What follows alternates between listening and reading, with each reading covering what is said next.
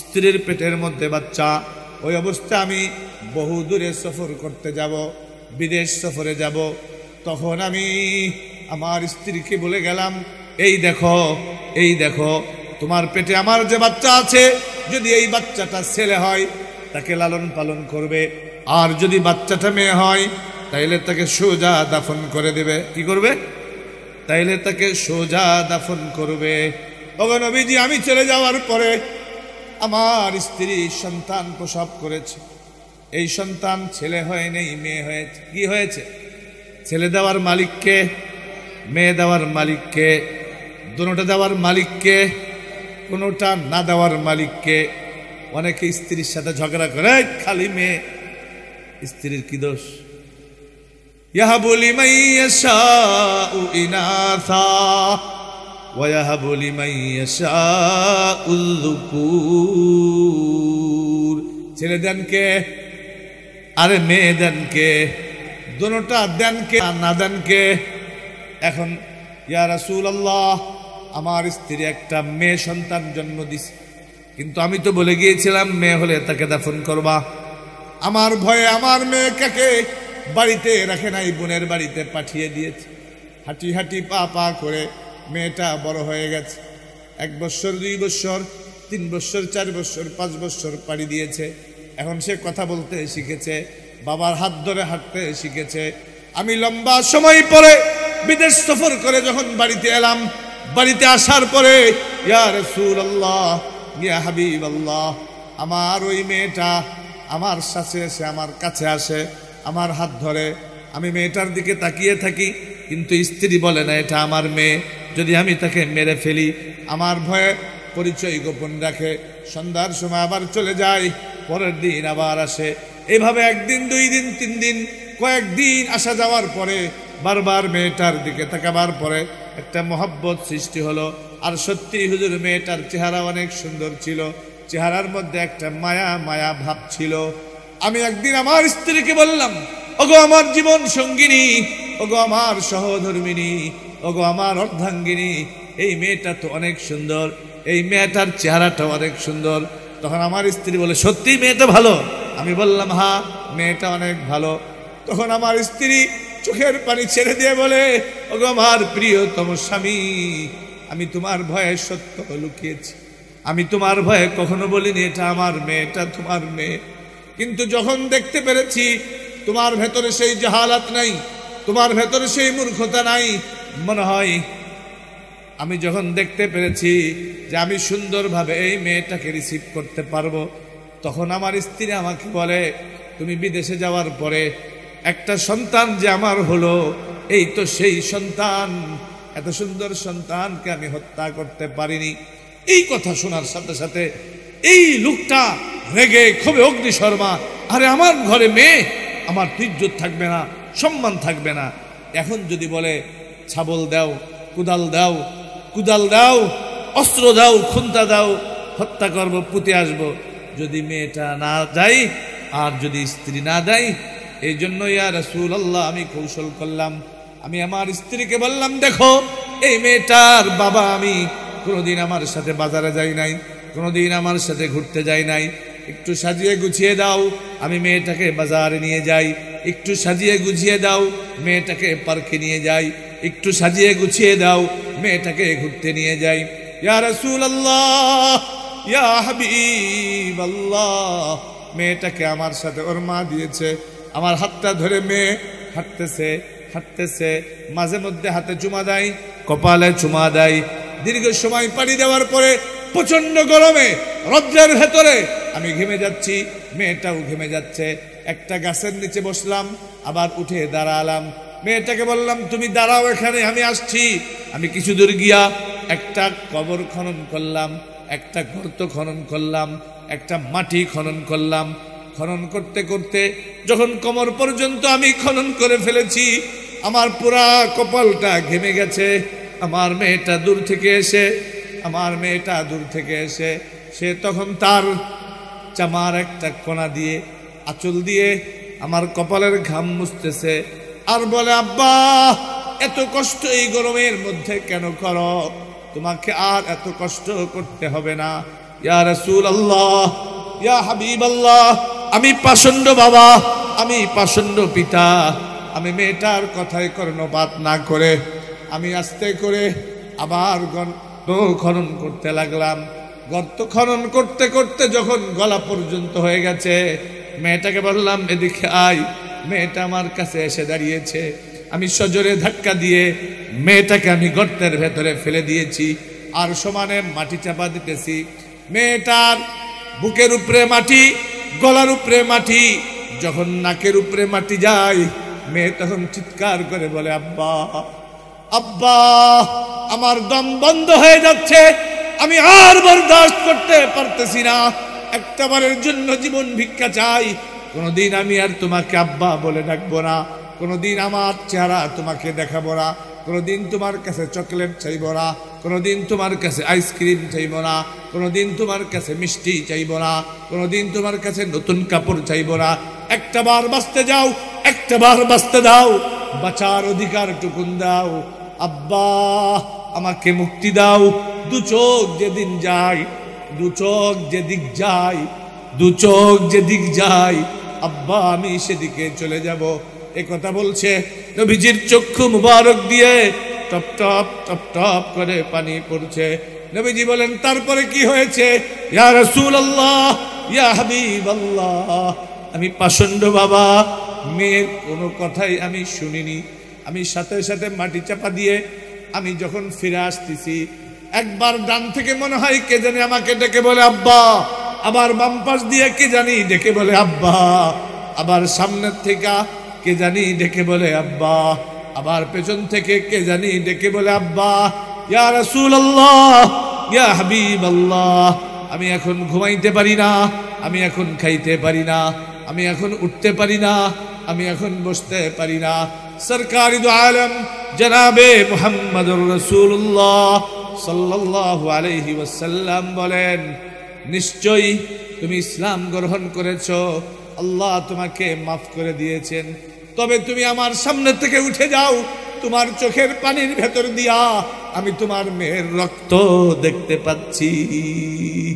একটাবার মালিককে চিনবার জন্য যদি তোমার নজর আকাশে না উঠে, জমিনে না যায়, পাহাড়ের দিকে না যায়, ও যুবক, একটাবার তুমি তোমার শরীরের 5 ফুট এই বডিটার দিকে একটু নজর করো। ওয়াফি আনফুসিকুম আফালা তুবসিরুন। কি সুন্দর করে তোমাকে তোমার মালিক বানিয়েছে, কি সুন্দর করে তোমাকে তোমার মালিক সাজিয়েছে, কি সুন্দর করে তোমার রব তোমাকে গঠন করেছে। একটাবার তো তুমি চিন্তা করো না। তারপরে সেই চোখ দিয়া তুমি কত অপরাধ করো।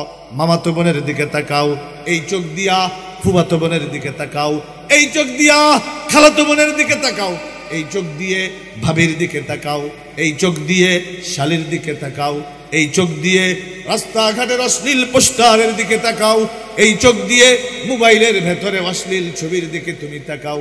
একটাবার তো তুমি চিন্তা করো না, এই শীতের রাত্রিতে কম্বলটা মুড়ি দিয়ে, দরজাটা আটকিয়ে, জানালাটা বন্ধ করে, লাইটটা বন্ধ করে, কানের ভেতরে হেডফোন দিয়ে যুবক তুমি গান শোনো, তুমি বিভিন্ন ধরনের মেয়েদের সাথে কথাবার্তা বলো।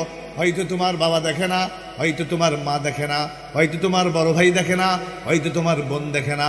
আওয়াজ করে বলো, একজন আছেন কিনা, তিনি কি না দেখে থাকেন? তিনি দেখেন কি দেখেন না? তার চোখ ফাঁকি দেওয়ার কোনো সুযোগ নাই। ও আমার ভাইরা, ও যুবক ভাইরা, একটু খেয়াল করো। আজকে শরীরের যে শক্তি, আজকে শরীরের যে রক্ত, এটা কে দিয়েছেন? ভারত দিয়েছে, আমেরিকা দিয়েছে, রাশিয়া দিয়েছে, চীন দিয়েছে, জাপান দিয়েছে, কানাডা দিয়েছে। কে দিয়েছে? আরো জোরে কে দিয়েছে? কিন্তু কই ফজরের আজান মসজিদে হয়, হাইয়া আলাস সালাহ, হাইয়া আলাল ফালাহ। আসো নামাজের দিকে, আসো কল্যাণের দিকে। এই এলাকার ফজরের সময় তো একেবারে পুরা মসজিদ ভৈরা, বাইরেও মাদুর বিছাইতে হয় না? কয় কাতার হয়? কয় কাতার? ও যুবক, তুমি খেয়াল করো না, আজকে মনে করতেছো একদিন বড় হবে, একদিন বুড়া হবে, তারপরে তোমাকে কবরে নামানো হবে। সেদিন আমার এক মুসল্লি আমাকে জড়িয়ে ধরে বলে, হুজুর কবরের মাটি যে এত ঠান্ডা এটা আগে আমি জানতাম না। আমার বাবাকে যখন নামালাম, আমার বাবাকে যখন দাফনের জন্য আমি কবরের মধ্যে নামলাম, আমার বাবাকে নিচে নামাবার জন্য আমি নিজে নামলাম, হাতটা মাটিতে রাখলাম। হুজুর আমি জীবনে কখনো দেখিনি, কখনো শুনিনি যে কবরের মাটি এত ঠান্ডা। মা বাবাকে নামিয়েছেন কারা কারা? মা বাবাকে কবরে নামিয়েছেন কারা কারা? আল্লাহ আপনাদের মা বাবাকে মাফ করে দেন। হুজুর আমি জীবনে কোনো দিন কবরের মাটি স্পর্শ করিনি, আমি বুঝতে পারিনি এত ঠান্ডা। আমার আব্বাকে যখন আমি নামালাম, মাটিতে যখন আমার হাতটা গিয়ে পড়লো, সাথে সাথে আমার মনে হলো পুরাতন স্মৃতির কথা, পুরাতন দিনের কথা। আর এই তো আমার সেই বাবা, যেই বাবা আমার শীতের কাপড়ের জন্য ফিকির করেছে, কর্জ করে আমার জন্য শীতের কাপড় কিনে দিয়েছে। আর আজকে সেই বাবাকে নামালাম, না সোয়েটার গায়ে আছে, না চাদর গায়ে আছে, না নিচেই কোনো বিছানা আছে, না সাথী আছে, না বাতি আছে, না কিচ্ছু আছে। ও আমার ভাইয়েরা, এই অবস্থা আমার তোমার একদিন হবে কিনা বলো? فإذا حملت إلى القبور جنازة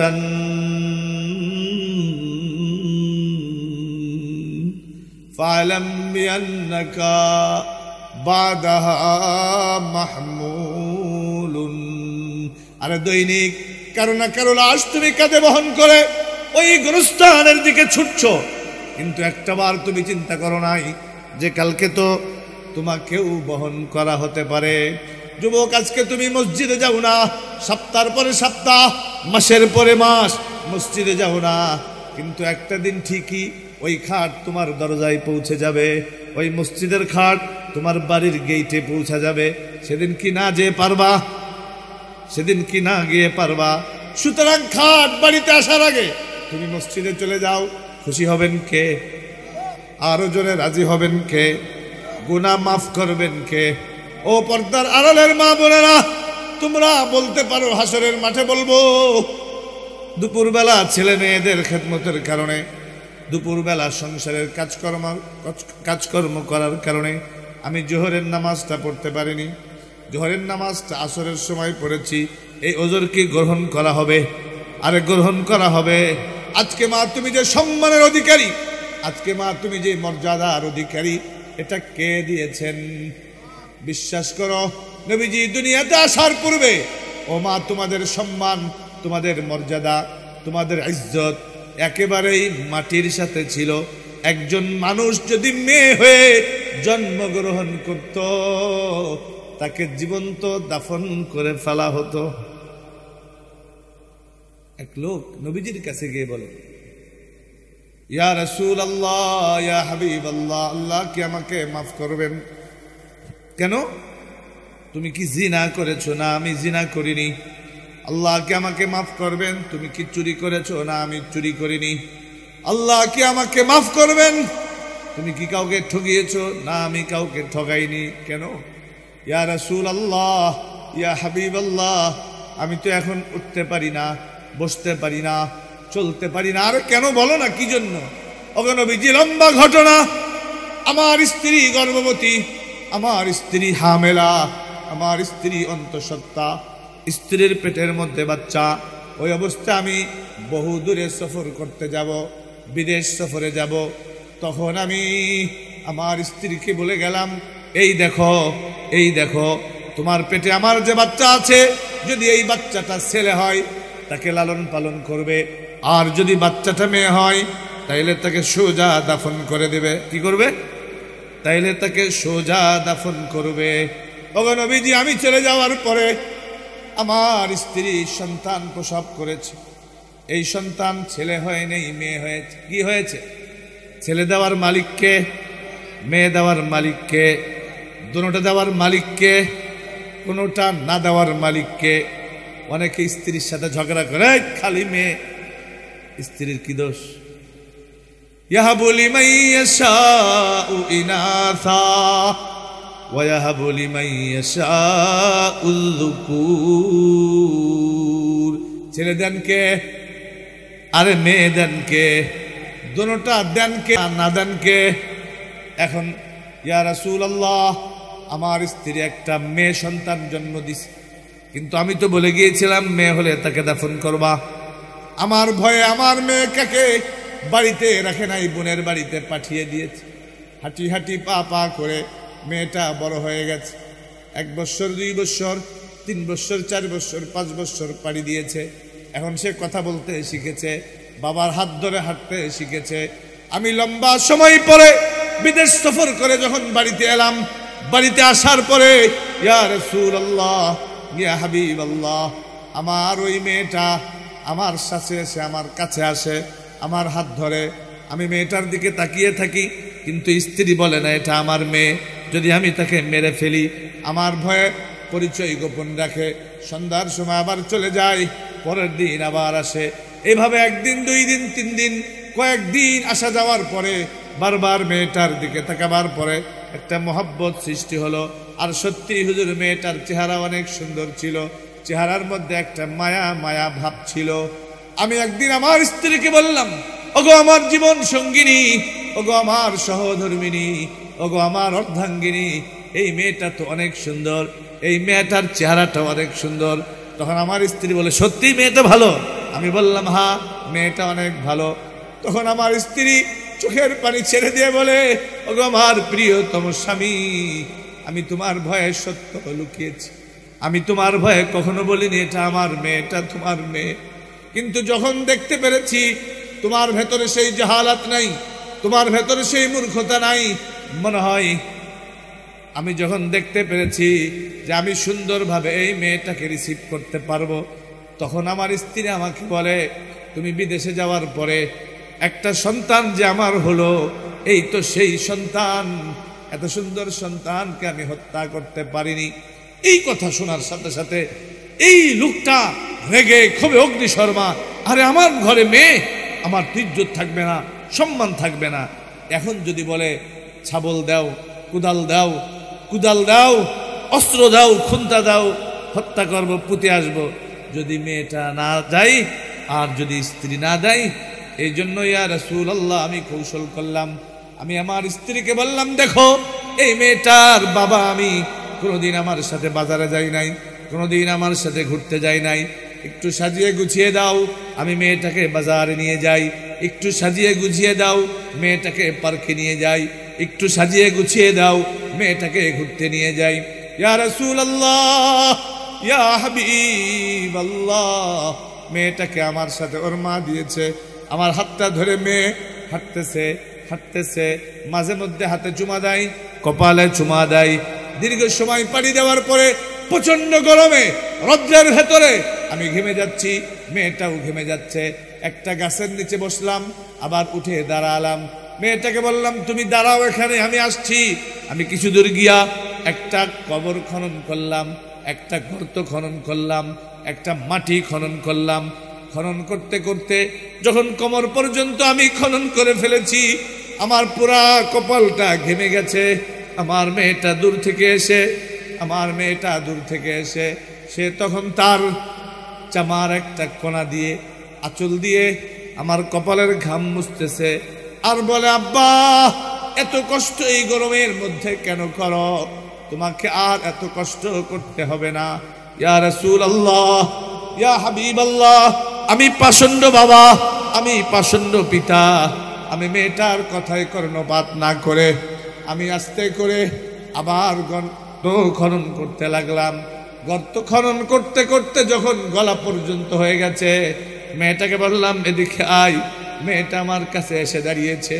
আমি সজোরে ধাক্কা দিয়ে মেয়েটাকে আমি গর্তের ভেতরে ফেলে দিয়েছি, আর সমানে মাটি চাপা দিতেছি।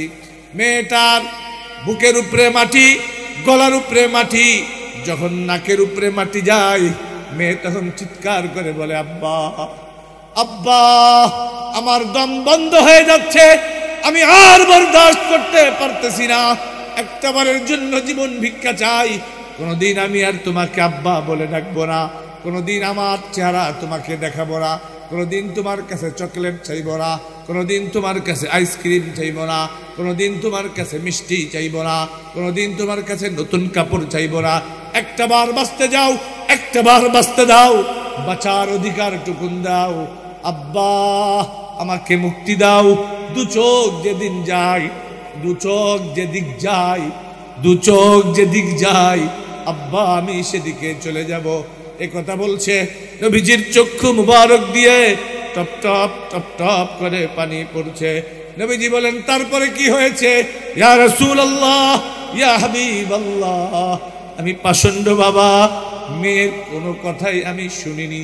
আমি সাথে সাথে মাটি চাপা দিয়ে আমি যখন ফিরে আসতেছি, একবার ডান থেকে মনে হয় কে জানি আমাকে ডেকে বলে আব্বা, আবার বাম পাশ দিয়ে কে জানি ডেকে বলে আব্বা, আবার সামনের থেকে কে জানি ডেকে বলে আব্বা, আবার পেছন থেকে কে জানি ডেকে বলে আব্বা। ইয়া রাসূলুল্লাহ, ইয়া হাবিবাল্লাহ, আমি এখন ঘুমাইতে পারি না, আমি এখন খাইতে পারি না, আমি এখন উঠতে পারি না, আমি এখন বসতে পারি না।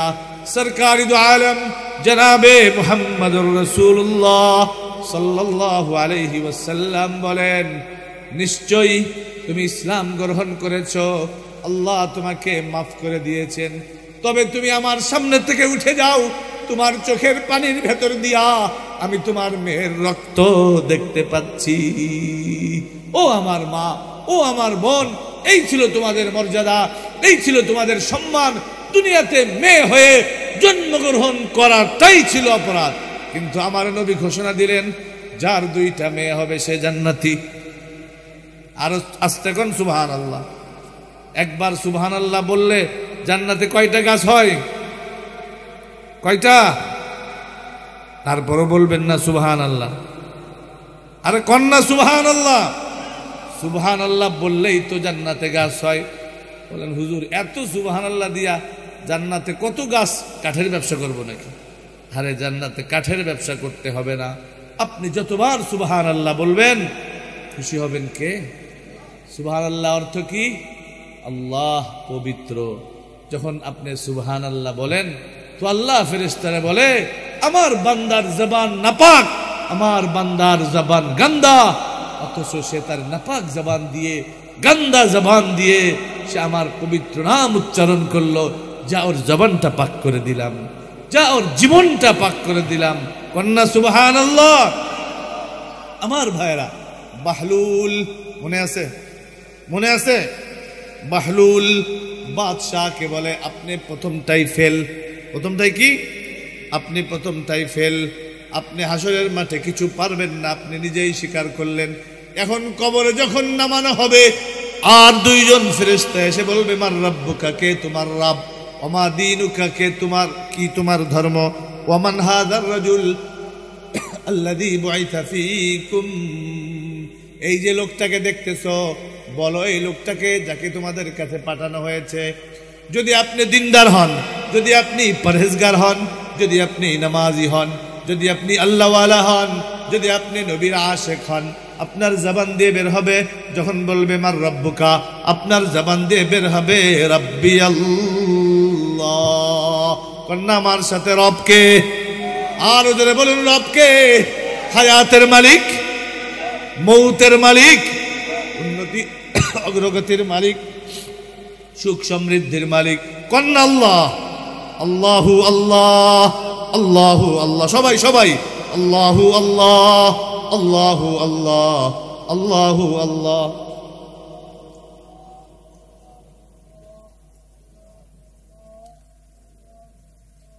যখন বলবে মার রব্বুকা, কে তোমার রব, যদি ইমানদার হন কি বের হবে জবান দিয়ে? রাব্বি আল্লাহ। যদি বলে, দ্বিতীয় প্রশ্ন, ওমা দীনুকা, ধর্ম কি? যদি ধর্মকর্ম ঠিক মতো করেন, জবান দিয়ে বের হবে দীনিয়াল ইসলাম।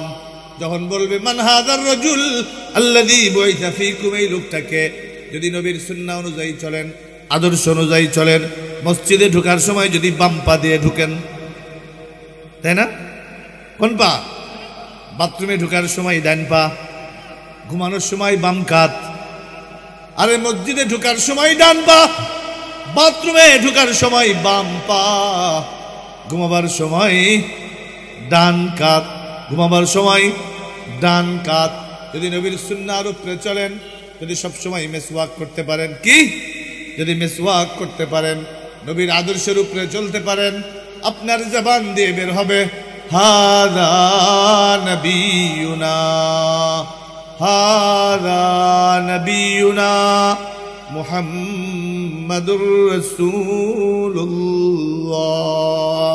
আরে তো আমার সেই নবী, যেই নবীর জন্য, এই নবীর ইজ্জতের জন্য, যেই নবীর খতমে নবুয়তের জন্য, যেই নবীর আদর্শের জন্য, যেই নবীর সুন্নাহের জন্য আমি কষ্ট করেছি, আমি রক্ত দিয়েছি, আমি জীবন দিয়েছি।